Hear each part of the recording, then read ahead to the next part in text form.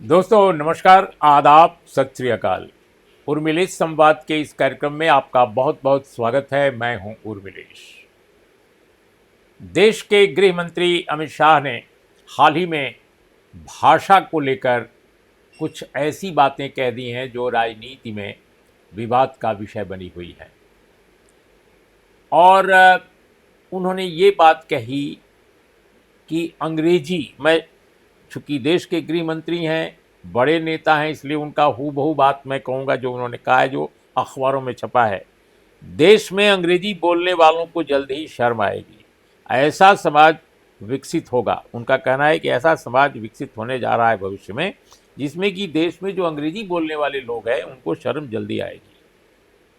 वो एक आईएएस अधिकारी हैं, रिटायर्ड, उनकी जो किताब थी उसका विमोचन कर रहे थे जब उन्होंने ये बात कही। फिर उन्होंने कहा कि अपना देश, अपनी संस्कृति, अपना इतिहास और अपने धर्म को समझने के लिए कोई भी विदेशी भाषा पर्याप्त नहीं हो सकती। ये सब बातें उन्होंने जब कही तो उस पर प्रतिक्रिया इतनी हुई कि दक्षिण से लेकर उत्तर तक की भी नेता, ये नहीं कि केवल दक्षिण के ही, सबने मिल करके अलग अलग बयान दिए और लगभग एक ही तरह की सबकी प्रतिक्रिया रही कि ये गलत बयानबाजी है। इस तरह की बयानबाजी नहीं होनी चाहिए, क्योंकि अंग्रेजी को विदेशी भाषा मानना भारत के संदर्भ में आज बिल्कुल गलत है। वो जरूर उसका स्रोत विदेशी रहा है, और आज की तारीख में अंग्रेजी उस देश की भाषा नहीं है जिससे आइडेंटिफाई जिसको किया जाता है उससे। वो दुनिया के न जाने कितने देशों में अंग्रेजी बोली जा रही है।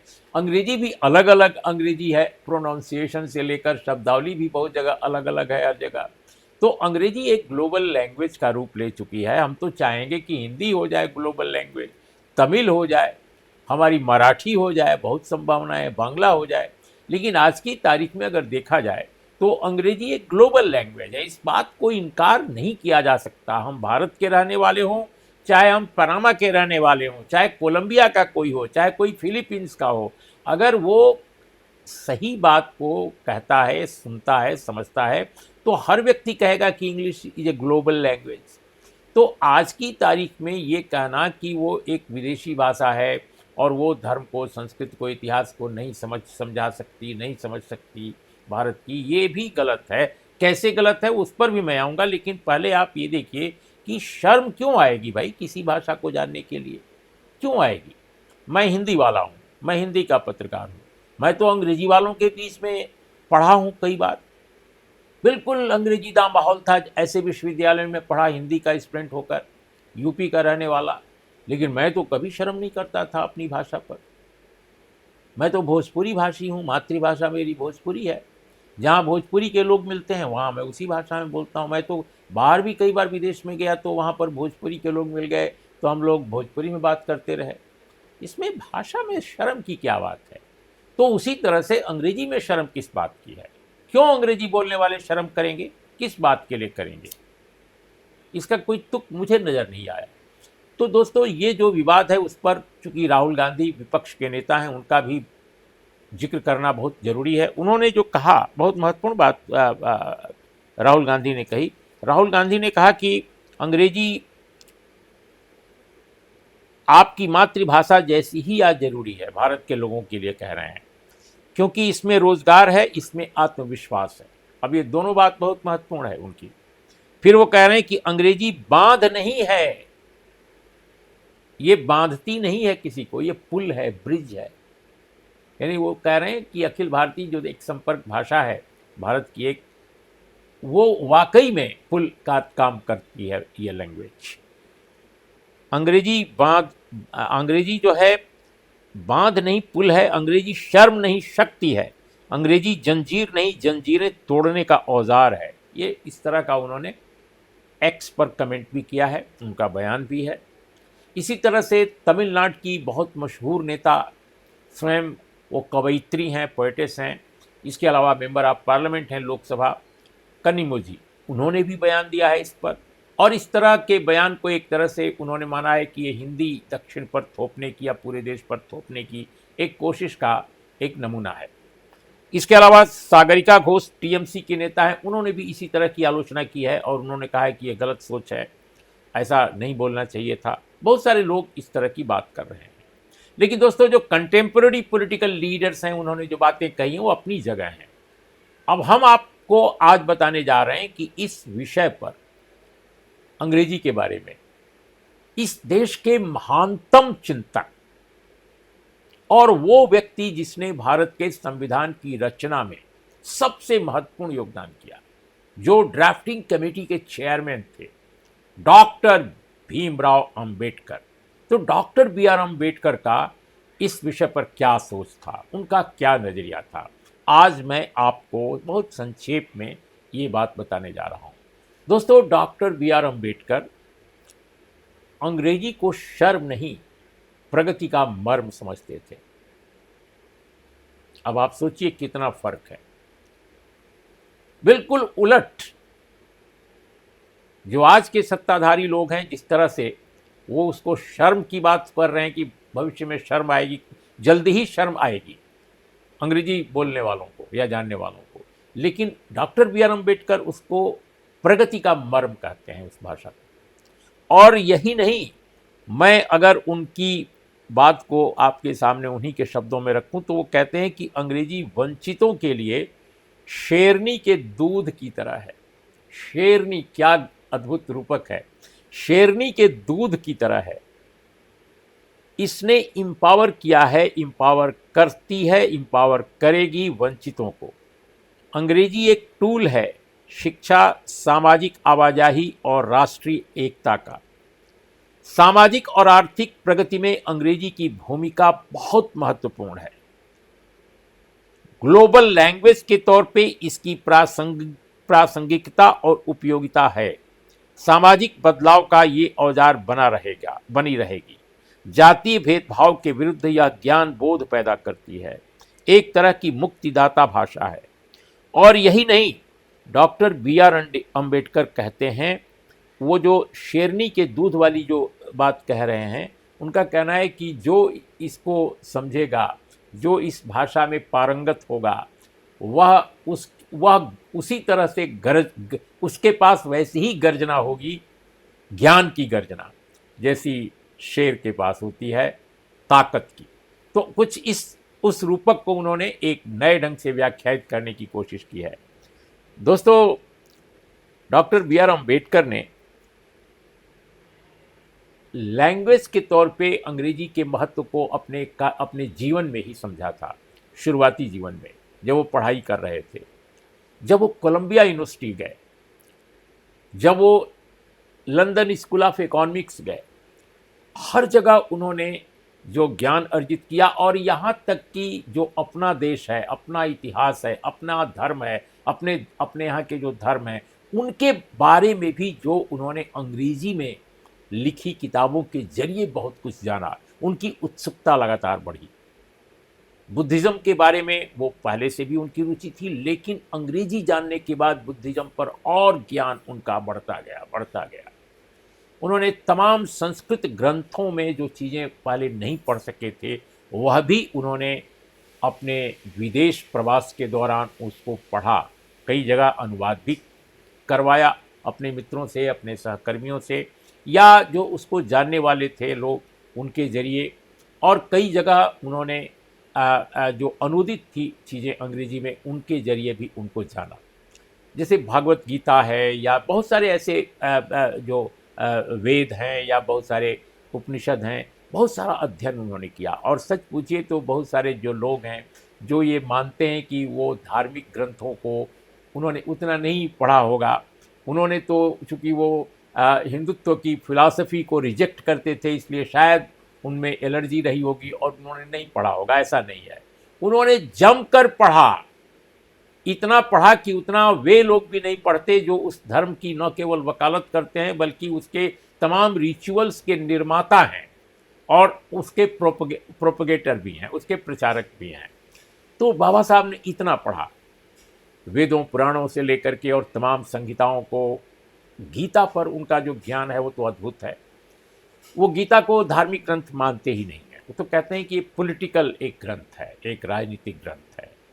अब इसकी भी व्याख्या अलग अलग कर सकते हैं, लेकिन हमारा विषय आज है अंग्रेजी। दोस्तों, बाबा साहब जो बात कहते हैं बाबा साहब की, अगर पहले देखा जाए तो ज्योतिबा फुले, उन्होंने तो गुलामगिरी अंग्रेजी में लिखी, तो अनेक भाषाओं में है आज वो, लेकिन अंग्रेजी का स्वयं अध्ययन किया। वो अंग्रेजी नहीं जानते थे। पढ़ाई लिखाई के मामले में अगर देखा जाए तो उन्होंने बहुत चीज़ों को बाद में समझना शुरू किया अपने अध्ययन के जरिए, स्व अध्ययन बल्कि कहिए, क्योंकि जो उत्पीड़ित या वंचित वर्ग के लोग थे उनके लिए तो स्कूल के दरवाजे खुलते ही नहीं थे। अगर आप भारतीय संस्कृति की बात करते हैं, भारतीय धर्मों की बात करते हैं, आप कहते हैं कि हमारी सांस्कृतिक विरासत महान है, हमारी परंपरा महान है, तो उस परंपरा और उस विरासत, संस्कृति के उस विरासत में तो उत्पीड़ित समाज के लोगों को स्कूल के दरवाजे ही नहीं खुले थे। जो भी आपके गुरुकुल थे या जो भी आपके पढ़ाई लिखाई के अध्ययन के जो भी केंद्र थे वो उपलब्ध ही नहीं थे। बुद्धिज़्म ने पहली बार इस तरह का प्रबंध किया कि सबको शिक्षा मिलनी चाहिए, लेकिन बुद्धिज़्म के को जिस तरह डिस्ट्रॉय कराया गया बाद के दिनों में, वो हम सब जानते हैं। लेकिन जो महत्वपूर्ण बात है आज जो कहनी चाहिए और लोगों को इस बारे में बाबा साहब के विचारों को समझना चाहिए, ज्योतिबा फुले के विचारों को समझना चाहिए कि अंग्रेजी के बगैर भारत का उत्पीड़ित और वंचित वर्ग एम्पावर नहीं फील कर सकता। सच पूछिए तो इसने एम्पावरमेंट दिया है अंग्रेजी ने भारत के ही बारे में अनेक ज्ञान के दरवाजे खोले हैं। अब लोग कहते हैं कि साहब हमारे यहाँ के जो मसले हैं उन पर अच्छा अध्ययन तो केवल भारतीय भाषाओं में हो सकता है। मैं तो मीडिया का व्यक्ति हूँ, मीडिया पर सबसे अच्छी किताबें इंडियन मीडिया पर भी अगर देखा जाए तो अंग्रेजी में है। भारत के मीडिया में क्यों नहीं इस देश की 80% से ज़्यादा आबादी के लोगों का रिप्रेजेंटेशन है? क्यों नहीं कोई दलित, आदिवासी एडिटर क्यों नहीं बनता? जर्नलिस्ट बहुत रेयरेस्ट ऑफ रेयर क्यों हैं? मान्यता प्राप्त पत्रकारों की संख्या उंगलियों पर गिनने लायक क्यों है जो दलित, उत्पीड़ित, वंचित समाज के लोग हैं, और पहले तो बिल्कुल ही नहीं थी। इसलिए इन प्रश्नों का अगर देखा जाए कहीं भी उल्लेख किसी भी हिंदी के ग्रंथ में नहीं मिलेगा, भारतीय अंग्रेजी के भी ग्रंथों में नहीं मिलेगा। जो मीडिया पर लिखी गई किताबें हैं, पत्रकारिता पर लिखी गई किताबें हैं, पत्रकारिता के किसी भी यूनिवर्सिटी में, किसी भी संस्थान में ये नहीं पढ़ाया जाएगा कि भाई हमारे यहाँ के मीडिया में डाइवर्सिटी नहीं है, हमारे यहाँ के मीडिया में एक ही वर्ण, एक ही तरह के समाजों के लोग ज़्यादा हैं, ज़्यादा मतलब 90% से ज़्यादा। अब ये बात तो पढ़ाई नहीं जाती है, ये बात सवाल उठता नहीं है, इस पर कोई विमर्श नहीं पेश किया जाता।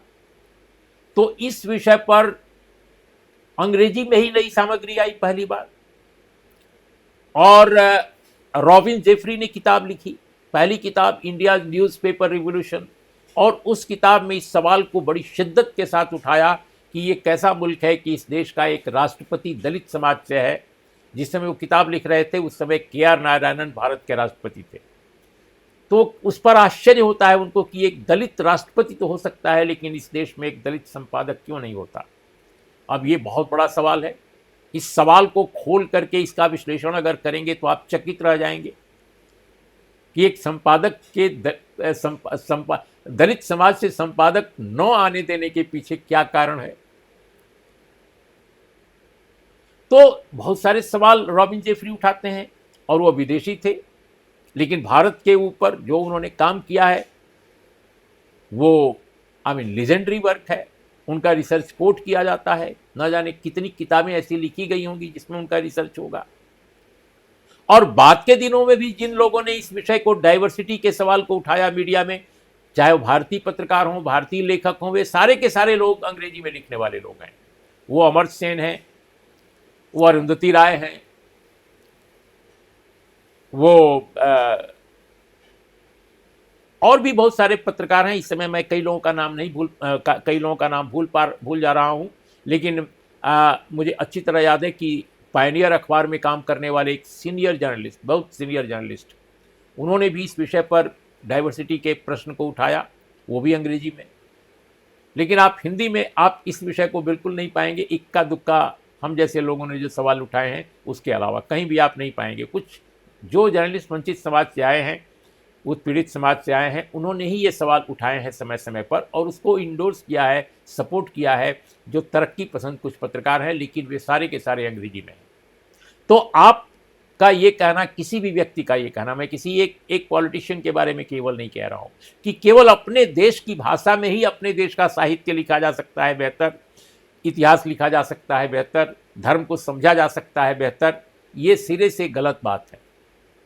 अपने देश के इतिहास के बारे में, अपने देश के धर्म के बारे में, अपने देश के साहित्य के बारे में दूसरी भाषाओं में भी बहुत सारा लिखा गया है और जो बहुत बेहतरीन है, इसमें कोई दो राय नहीं है। अब आप बताइए, मेडिकल साइंस की ही, इंजीनियरिंग की ही, अंतरिक्ष विज्ञान की ही, युद्ध विज्ञान की ही, कौन सा ऐसा शास्त्रीय ग्रंथ लिखा गया है किसी भारतीय भाषाओं में जो बहुत महत्वपूर्ण हो, जिसको पूरी दुनिया देख रही हो? तो जो सच है वो बिल्कुल सामने है।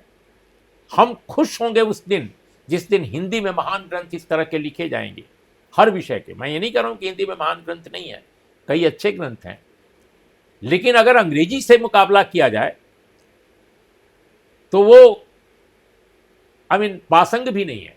ये सच बोलना जरूरी है। सच अप्रिय लग सकता है किसी को, लेकिन जो सच है वो सच है कि हम अंग्रेजी के सामने कहीं नहीं खड़े होते।